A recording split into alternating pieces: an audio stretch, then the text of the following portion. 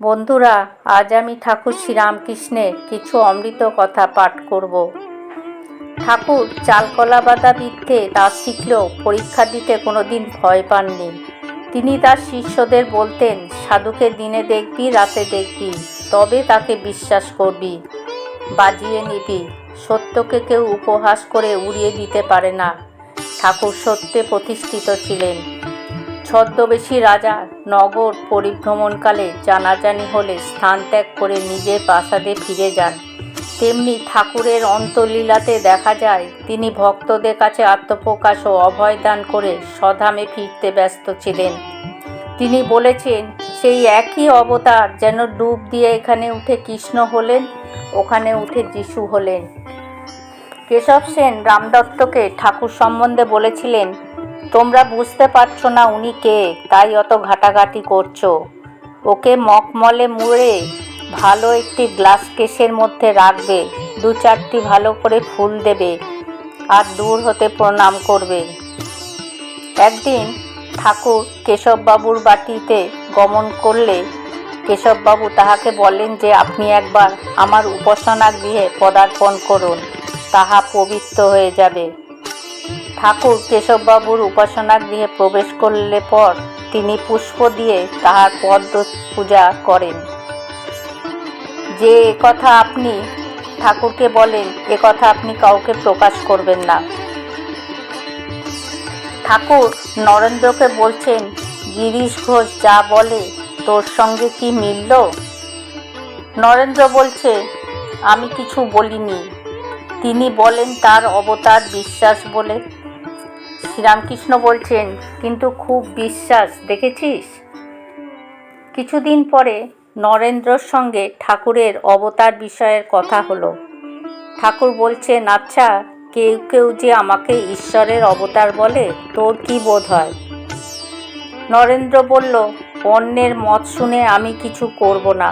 আমি নিজে যখন বুঝবো, নিজের যখন বিশ্বাস হবে, তখনই বলবো। কাশীপুর উদ্যানে ঠাকুর যখন ক্যান্সার রোগে যন্ত্রণায় অস্থির হইয়াছেন, ভাতের তরল মণ্ড পর্যন্ত গলা দিয়ে নামছে না, তখন একদিন নরেন্দ্র ঠাকুরের নিকট বসে ভাবছেন, এই যন্ত্রণার মধ্যে যদি বলে যে আমি সেই ঈশ্বরের অবতার, তাহলে বিশ্বাস হয়। চকিতের মধ্যে ঠাকুর বলে উঠলেন, যে রাম, যে কৃষ্ণ ইদানিং সেই রামকৃষ্ণ রূপে ভক্তের জন্য অবতীর্ণ হয়েছেন। নরেন্দ্র এই কথা শুনে অবাক হয়ে রইলেন। রামেন্দ্র সুন্দর স্বামীজির মাস্টারমশাই ছিলেন। স্বামীজিকে বললেন, আচ্ছা নরেন, তুমি এ কী করলে? শেষ পর্যন্ত এক পাগলা পুরুষ ঠাকুরের কাছে মাথা মুড়লে। আবার শুনি তুমি নাকি মনে করো যে তোমাদের ওই পুরুষ ঠাকুর নাকি ভগবান, জগতের পরিত্রাতা রূপে মানুষ হয়ে এসেছেন। এসব গাঁজাখুরি গালগল্পে তুমিও বিশ্বাস করলে? স্বামীজি শান্তভাবে বললেন, মাস্টারমশাই, আপনি ঠিকই শুনেছেন। আমি তাকে স্বয়ং ঈশ্বর বলেই বিশ্বাস করি, এবং বিশ্বাস করি জগৎকে পরিত্রাণ করার জন্য মানুষ রূপে তিনি দেহ ধারণ করেছেন। আপনার মতো আমিও আগে সমস্তকে গাঁজাখুরি গালগল্প বলে মনে করতাম। তাকেও ওই কথা কতবার বলেছি সরাসরি। তিনি ছিলেন শিশু। আমার কথা শুনে তিনি শিশুর মতো হাসতেন আর বলতেন, তোকে কি আমি বিশ্বাস করতে বলেছি? কিন্তু আমাকে যে শেষ পর্যন্ত বিশ্বাস করতেই হলো মাস্টারমশাই। তিনি যে আমাকে দেখিয়ে দিলেন একদিন যে স্বয়ং ঈশ্বর তার ওই রামকৃষ্ণ শরীরে আবির্ভূত হয়েছেন। যিনি রাম, যিনি কৃষ্ণ, তিনিই রামকৃষ্ণ হয়ে এবার আবির্ভূত হয়েছেন।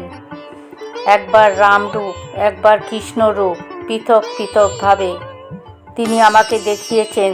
তারপর তারা দুজনে রামকৃষ্ণ শরীরে মিলে গেলেন। সেভাবেও দেখেছি। সে দেখা শুধু নয় সাদা চোখেই দেখা, শুধু ওইভাবেই নয়, আরও নানাভাবে আমি বুঝেছি, আমি জেনেছি, আমি দেখেছি যে তিনি স্বয়ং ভগবান। বন্ধুরা, আজ আমি এখানেই পাঠ শেষ করলাম। জয় ঠাকুর, জয় মা।